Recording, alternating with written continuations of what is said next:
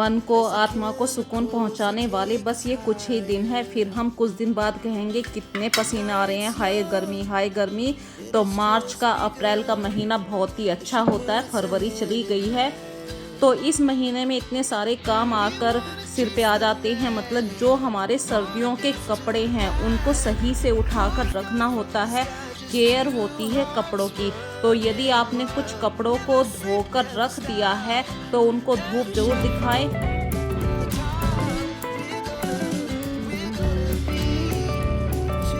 तो आज की वीडियो के अंदर मैं क्या बातें कर रही हूँ बस यही है, आपके साथ शेयर कर रही हूँ। तो मैं कल शाम गई थी एक शादी पार्टी को अटेंड करने के लिए, मतलब रिसेप्शन पार्टी थी। और वहाँ से आने के बाद अपने घर के ऐसे डेली रूटीन के काम शुरू हो ही जाते हैं। तो फ्रेंड्स चलिए करते हैं आज की वीडियो की स्टार्टिंग। सबसे पहले मैं आप सबका स्वागत करती हूँ अपने इस चैनल पर, बरेबाल रश्मि। तो शाम के वक्त में कुछ ऐसे काम होते हैं, थोड़ा सा समय मिल जाता है, जैसे मटर छीलने का काम होता है, ये समय लेते हैं। और शाम को जब हम फ्री हो जाते हैं तो कुछ कामों को करके रख लेना चाहिए ताकि अगले दिन जब हम काम करें तो हमें ज़्यादा भारी ना लगे।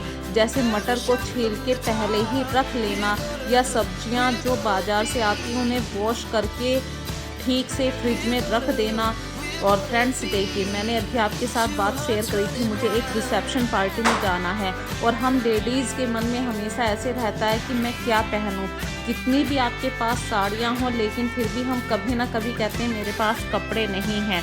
हमारे पास हमारी कबर्ड फुल होती है, सूटकेस फुल होते हैं। यदि आपके पास कोई बॉक्स है तो कहूँगी मैं ये कि कहीं ना कहीं आपके बॉक्स में भी बहुत सारे कपड़े होंगे। तो मैंने ऐसे 3-4 साड़ियाँ निकाली, सोचा कि इनमें से ये पहन लूँ। तो बच्चे बोले मम्मी ये वाली पहनो, और बच्चों से पूछना बनता भी है। मैं कहीं पर भी जाती हूँ तो बच्चों से पूछा करती हूँ बेटा कैसी अच्छी लगेगी साड़ी। तो बच्चों की फरमाइश के ऊपर ही मैंने अपनी साड़ी को चूज़ किया है आज। और जब हम किसी प्रोग्राम में जाते हैं तो हमारे सामने सबसे बड़ी समस्या आती है साड़ी को हम कैसे अरेंज करें। यदि आपकी भारी साड़ी है तो आप उसे पहनने से पहले ही प्लेटें डाल लीजिए। जो आपका पल्लू होता है उस पर आप अच्छी तरीके से आयरन कर लीजिए। जो आपकी प्लेटें होती हैं, होल के पास वाली प्लेटें होती हैं, उन्हें भी अरेंज कर लीजिए और प्रेस से इस तरीके से सेट कर लीजिए। तो जब आप साड़ी पहनेंगी तो आपकी जो प्लेटें होती हैं साड़ी की वो बिल्कुल भी डिस्टर्ब नहीं करेंगी और बिल्कुल ऐसी अच्छी साड़ी बनकर निकलेगी। आप भी खुद कहेंगे जैसे कि किस प्रोफेशनल से आपने साड़ी बनवाई है। तो फ्रेंड्स ये थी आज की छोटी सी वीडियो। इस वीडियो में मैं आपके साथ जो अपनी बातें शेयर कर रही हूँ, छोटी छोटी सी बातें आपके साथ शेयर कर रही हूँ। जब हम तैयार होकर जाते हैं हम अक्सर तैयार तो हो जाते हैं लेकिन अपनी चूड़ियों को अक्सर भूल जाते हैं। ये एक बढ़ती उम्र का छोटा सा सिम्टम्स है। हम सब सोचते हैं कि अरे बढ़ गई, अब उम्र इतनी बढ़ गई है, कौन इतनी सारी चूड़ियाँ पहनेगा। और जब हम कहीं पर भी तैयार होकर जाते हैं हम अक्सर अपनी ज्वेलरी को ऐसे ही टेबल पे छोड़ देते हैं और जिसकी वजह से हमारा घर बहुत ही अनऑर्गेनाइज लगता है।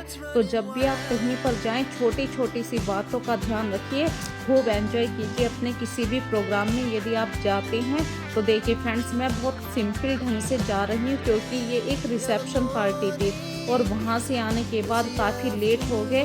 तो सबसे पहला काम तो देखिए चेंज करके मुझे सो जाना है और अगली सुबह की वीडियो मैं आप सबके सामने अब दिखा रही हूँ। तो सुबह का समय है, मैं सबसे पहले नहाने का ही काम निपटाती हूँ। नहाने के बाद अपने भगवान जी के आगे हाथ जोड़कर मस्तक झुकाती हूँ और उनसे प्रार्थना करती हूँ कि जितना भी उन्होंने मुझे अब तक दिया है ऐसा सबको दे, अपना आशीर्वाद हमेशा मुझ पर बनाए रखें। और फिर आ जाती हूँ अपनी किचन में, क्योंकि किचन के बिना तो देखिए मेरी ज़िंदगी बिल्कुल अधूरी है। तो सबसे पहला काम है भाई, मेरी जो दवाइयाँ चल रही हैं खाली पेट की, जैसे कि मुझे हेडेक की प्रॉब्लम है, मेरे हस्बैंड हैं, तो जैसे भी घर में कोई भी मेंबर है, यदि आपके घर में भी सबसे पहला काम वही करिए जो आपके घर में सूटेबल हो। तो मेरे घर का सबसे पहला काम है सबको तो मतलब मुझे और मेरे हस्बैंड को टाइम से अपनी खाली पेट की दवाई ले लेना। तो ये दवाई है 25-25 बूंद मुझे खाली मतलब सिंपल सा नॉर्मल ल्यूक वार्म पानी जो होता है उसमें डालनी होती है, ताकि आयुर्वेदिक दवाई जो होती है वो ल्यूक वार्म वाटर के अंदर ही असर करती है। और आपसे मैं एक और बात कहना चाहती हूँ, यदि आप रात के वक्त में अपने किचन को बिल्कुल नीट एंड क्लीन करके सोते हैं तो सुबह को कोई भी बर्डन नहीं आता है, आपकी किचन हमेशा साफ रहती है। और रात में आप बर्तन छोड़ देते हैं तो बहुत ज़्यादा भारी होती है किचन। और फ्रेंड्स, मेरा जो आज की वीडियो का टॉपिक है वो है विंटर के जितने भी कपड़े हैं इन सबको सही से अरेंज करके रख देना, क्योंकि अब गर्मियों के दिन आ चुके हैं।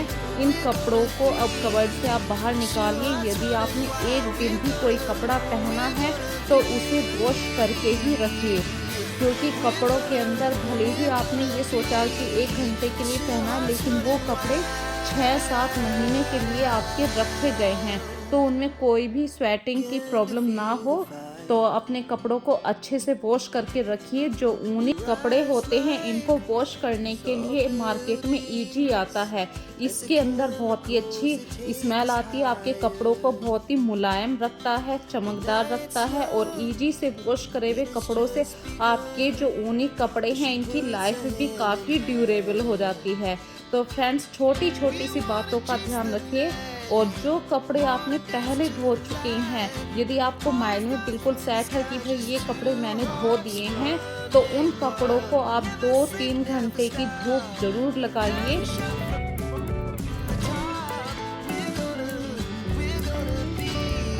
और जिन कपड़ों को आपने धूप में रखा है, धूप में रखने से कोई भी बैक्टीरिया है या कुछ भी ऐसी स्मेल है आपके कपड़ों में, वो स्मेल निकल जाती है।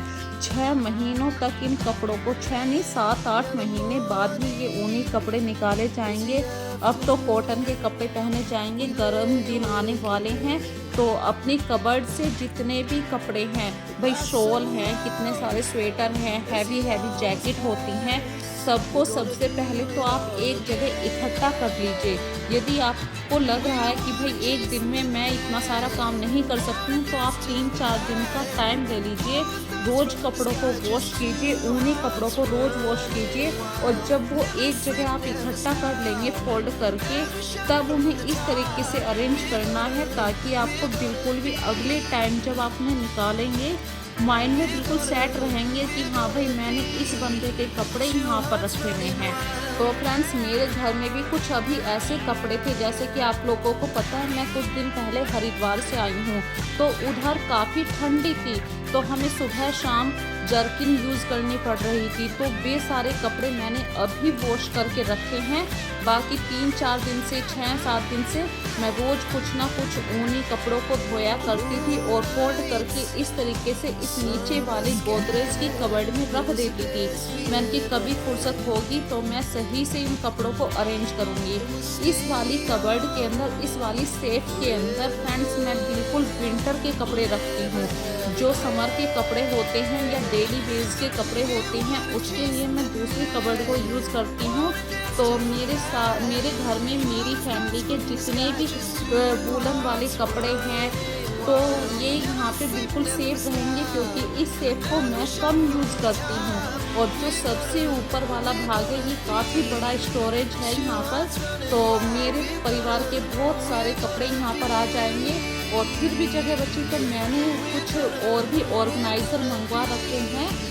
और जब आप कपड़ों को रखें, ऊनी कपड़ों को रखें, तो हो सके इनकी ऐसी तह कीजिए। फोल्डिंग वाली ट्रिक मैंने अपनी पहली वीडियो में आप लोगों को बता रखा है, उस वीडियो का लिंक आपको डिस्क्रिप्शन में मिल जाएगा। वो वीडियो का नाम मैं आपको बता रही हूँ, कपड़ों को फोल्ड करने की ट्रिक। तो फ्रेंड्स, मैं अक्सर इस वाली ऊपर वाले स्टोरेज में ऐसे कपड़ों को रख रही हूँ, जैसे छोटे बच्चों के कपड़े सबसे पहले निकाले जाते हैं, इनर्स होते हैं बच्चों के, तो वो कपड़े मैं हमेशा ऊपर रखती हूँ। जो बच्चों की जर्किन है, यदि आपके पास कोई ऑर्गेनाइज़र नहीं है तो मार्केट में इस तरीके के ऑर्गेनाइज़र भी आते हैं, इनके अंदर भी आप कपड़ों को फोल्ड करके रख सकते हैं। डस्ट से बच जाते हैं कपड़े 6-7 महीने तक, भले ही आपने किसी भी कपड़े को सेफ में रखा, लेकिन कहीं ना कहीं डस्ट भी छूती है। जब हम सेफ को खोलते हैं, अनदेखे हुए डस्ट पार्ट अंदर चले जाते हैं, तो मैं ऊनी कपड़ों को हमेशा किसी ना किसी तरीके से ऑर्गेनाइज़र के अंदर रखती हूँ। और जब इस तरीके का ऑर्गेनाइज़र आप यूज़ करते हैं तो आप कोशिश कीजिए छोटी से छोटी तह कीजिए, क्योंकि छोटी तह में आपके कपड़े कम बिखरते हैं और ज़्यादा कपड़ों को आप आराम से रख पाते हैं। और 6-7 महीने के बाद देखिए सलवटें तो आती ही हैं और आपको वॉश करके पहनने ही पड़ते हैं।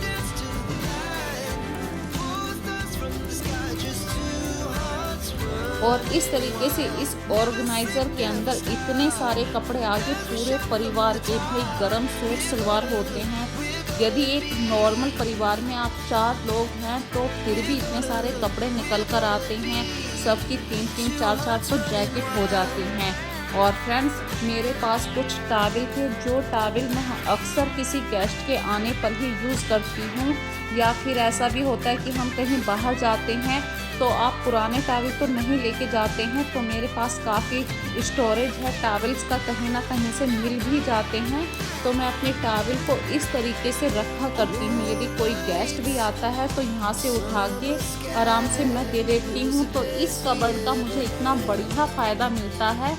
जो आपकी डेली वेज की कबर्ड होती है, वहाँ पर आप हमेशा डेली यूज़ के कपड़े रखिए, और जो कभी कभी निकालने वाले कपड़े होते हैं वो आप दूसरी जगह रखेंगे तो आपकी कबर्ड भी नहीं फैलेगी, हमेशा ऑर्गेनाइज रहेगी। और जो आपके पास साड़ी के रैपर होते हैं उन्हें कभी भी मत फेंकिए, कभी ना कभी वो काम आते हैं। और जो हैंगर होते हैं वो आप मूव वाले लीजिए, उनके हैंडल मूव हो जाते हैं तो सेफ में रखने के लिए बहुत इजी हो जाते हैं। यदि आपके घर में, भी सभी के घरों में कोट पैंट आज की डेट में सभी के पास होते हैं, यदि वो ख़राब भी हो गए हैं, यदि उनकी चैन ख़राब हो गई है, तब भी मत फेंकिए, क्योंकि जब कोट पैंट को आप वॉश करके ड्राई क्लीन करवा के रखते हैं तो फ्रेंड्स डायरेक्ट आप रखेंगे तो उन पर फिर से डस्ट आ जाएगी। यदि आप उन्हें कवर के अंदर रखेंगे, भले ही उसके अंदर जिप नहीं है, तो आपके कोट पैंट भी सेफ रहेंगे। और जब आप कपड़े रख ही रहे हैं तो सर्दियों में बहुत सारे ऐसे कपड़े निकल कर आते हैं जो आप अगले साल नहीं पहनेंगे या इस साल आपने बिल्कुल नहीं पहने हैं, तो उन कपड़ों का डीक्लटर करना भी बहुत ज़रूरी है। यदि आप इन्हें किसी को दे देते हैं, डोनेट कर देते हैं, ज़रूरतमंद को देते हैं, तो कहीं ना कहीं उसके काम आ जाएंगे। नहीं तो आपके घर में तो देखिए ऐसे ही रखे रहेंगे। तो आप इनके लिए एक अलग से कोई भी पॉली बैग ले लीजिए, कोई भी रैपर ले लीजिए, कोई भी आपके पास ऑर्गेनाइज़र है उसके अंदर इस तरीके से अरेंज करके रखिए, ताकि सामने वाले को जब आप कोई चीज़ दें तो उसे भी बुरा ना लगे। अच्छे से पैक करके दीजिए, सामने वाला भी सोचे कि हाँ, हमें भले ही पुरानी चीज़ मिली है लेकिन अच्छी चीज़ मिली है। तो मैंने अपनी कबर्ड से काफ़ी सारे कपड़ों को आज रिमूव कर दिया है। ये पूरा एक बैग भर चुका है।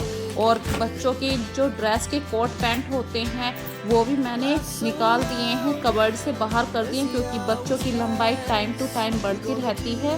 तो फ्रेंड्स, आज की वीडियो का बस यही छोटा सा टॉपिक था, अपने घर की अलमारी में आप कपड़ों को कैसे अरेंज करके रखें।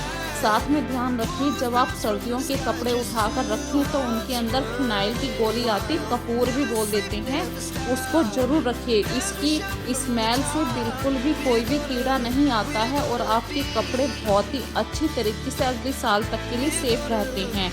तो और पूरे घर के जब सर्दियों के कपड़े रखे गए तो एक काम तो फिर से बनता है, अपने घर का जो बेड है मैं उसको सही से अरेंज कर दूं। गर्मियाँ आ चुकी हैं तो अक्सर मैं गर्मियों में लाइट शेड के पिलो कवर, लाइट शेड की जो बेडशीट होती है उसको यूज़ करती हूँ। और जितने भी आपके घर में बेड है, टाइम टू टाइम इनकी बेडशीट मैं चेंज करती रहती हूँ। हर घर में यदि बच्चे तो होते ही हैं देखिए, और बच्चों से ही घर बनता है। बच्चे यदि बेडशीट को गंदा नहीं करेंगे तो और कौन करेगा। तो वाइट कलर की जो बेडशीट होती है वो जितनी अच्छी लगती है उतनी ही जल्दी गंदी भी होती है, तो उसे टाइम टू टाइम आप चेंज करते रहिए। ऐसा तो हो ही नहीं सकता मैं आपके साथ कोई टिप्स शेयर ना करूं। तो जब भी आप सब्जी छीलें तो हमेशा प्लेट में कोई अखबार पे, न्यूज़पेपर के छिलकों को, जब आप सब्जी को पील करते हैं एक प्लेट में रख लीजिए इन छिलकों को, या तो आप इन छिलकों को उठा के डस्टबिन में भी डाल सकते हैं। हो सके तो बेस्ट आइडिया है इन छिलकों को किसी मिट्टी के जो गमले होते हैं वहाँ पे दबा दीजिए। गर्मियों के दिन आ चुके हैं, बहुत जल्दी खाद बन जाती है इन छिलकों से। तो अब करते हैं अपनी वीडियो का लास्ट। ज़्यादा से ज़्यादा मेरी इस वीडियो को शेयर कीजिए, लाइक कीजिए। यदि अभी तक आपने मेरे चैनल को सब्सक्राइब नहीं किया है तो प्लीज़ चैनल को सब्सक्राइब कर लीजिए, क्योंकि आप लोग जब मुझे अपना प्यारा प्यारा सा कमेंट करते हैं तो मुझे आप लोगों के ये कमेंट पढ़ के इतनी खुशी मिलती है, मन करता है और एक अच्छी नई वीडियो आप सबके लिए लाऊं। And that's all about it. आज का वीडियो देखने के लिए आप सबका धन्यवाद। उम्मीद करती हूँ कि ऑल टिप्स आपके साथ या ऑल सारी बातें जो मैंने कपड़ों की केयर के लिए आप सबके साथ शेयर करी हैं वो कहीं ना कहीं आपके लिए हेल्पफुल होंगी।